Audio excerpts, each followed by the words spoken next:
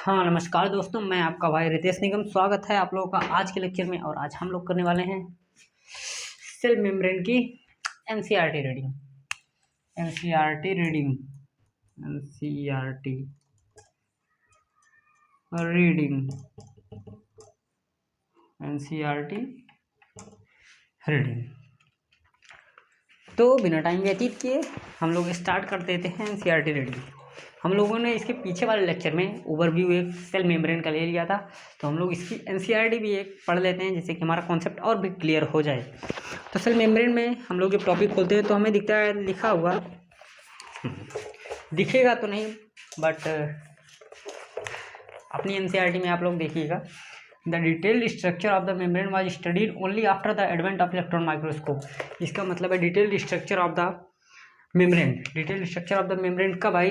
जब electron microscope का एडवेंशन हो गया तब। डिटेल्ड स्ट्रक्चर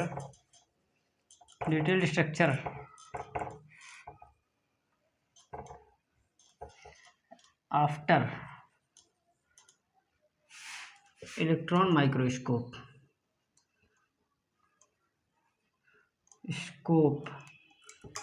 देखो भाई राइटिंग यहाँ पे वो स्पेलिंग थोड़ी सी गलत हो जाएगी। माइक्रोस्कोप की एडवेंशन कब हुई थी? 1950s में। अब आगे की लाइन हम लोग पढ़ते हैं 1950s। आगे की लाइन में लिखा है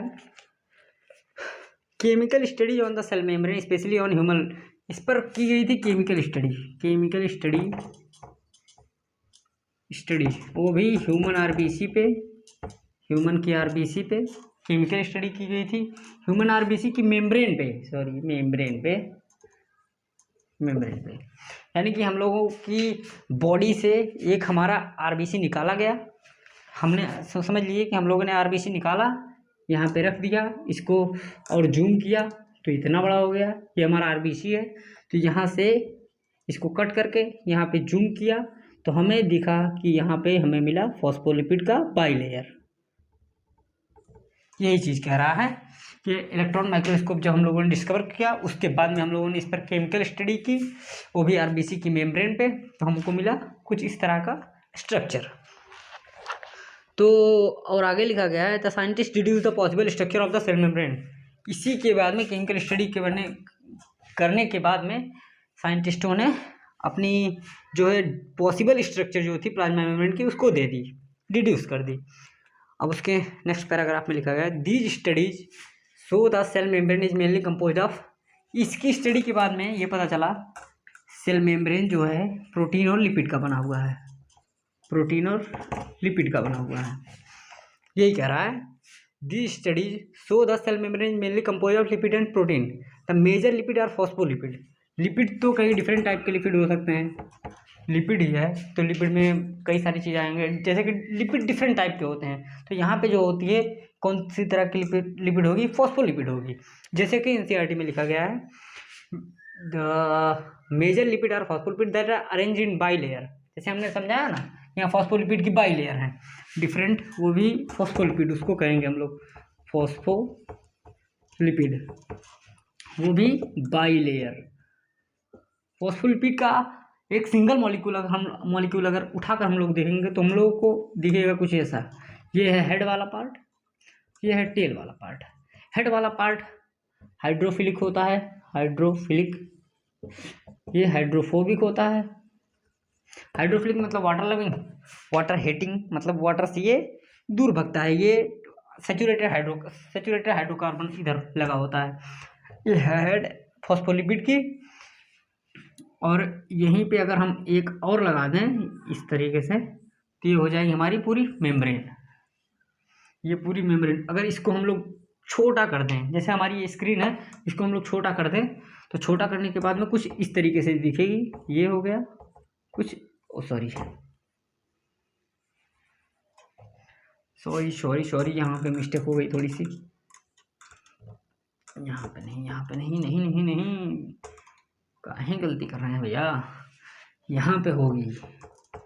ये पोलर होती है, ये पोलर होती है और ये आउटसाइड होती है, यानी कि ये इधर की तरफ होगी, इसका हेड जो होगा ये इधर की तरफ भी होगा और इधर की तरफ होगा, क्योंकि ये है अरेंज बाई लेयर में। अब यही है तो कुछ इस तरीके से ये भी, ये सेल के अंदर है, ये सेल के बाहर है। अब इसी को अरेंज कर दिया जाए इसी तरीके से, इसी फॉर्मेट में, तो ये सेल के अंदर वाला पार्ट हो गया। इसको अगर हम लोग छोटा कर दें तो हम लोगों ने समझ लीजिए कि ये छोटा कर दिया। ये है कुछ इसका अरेंजमेंट। अब यही क्या कर रहा हूँ यार, ये है इसका अरेंजमेंट। अब इसी को ऐसे ऐसे ऐसे ऐसे ऐसे रखते चला जाऊँ इसी फॉर्मेट में, तो हमें दिखेगा कि ये अंदर वाला जो पार्ट है, इसी को समझ लीजिए ये हो गया सेल मेम्ब्रेन। हम लोगों ने इतना चौड़ा कर दिया। ये है सेल के इनर वाला पार्ट, ये है आउटर वाला पार्ट।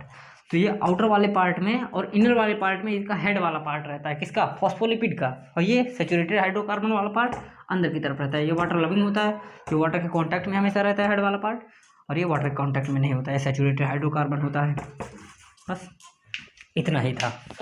इतनी परेशानी, कितनी परेशानी का बताएं, कितनी परेशानी। हाँ जैसे कहता है कि नहीं, कुछ नहीं कहता है, यहाँ पे देखिए। हाँ तो हम लोगों ने कहा the lipid are arranged within the membrane with the polar head toward the outer side and hydrophobic tail toward the inner part. हमने कहा कि ये इनर पार्ट है, ये सेल के अंदर वाला अगर पार्ट है, ये सेल के बाहर वाला पार्ट है। पोलर हेड जो होगा हमेशा आउट होगा, चाहे सेल के अंदर हो चाहे सेल के बाहर हो। ये मेम्ब्रेन ही तो है, समझ रहे हैं, ये मेम्ब्रेन ही है। तो फिर पोलर हेड जो होती है वो आउटर साइड होती है, चाहे सेल के अंदर हो चाहे सेल के बाहर हो।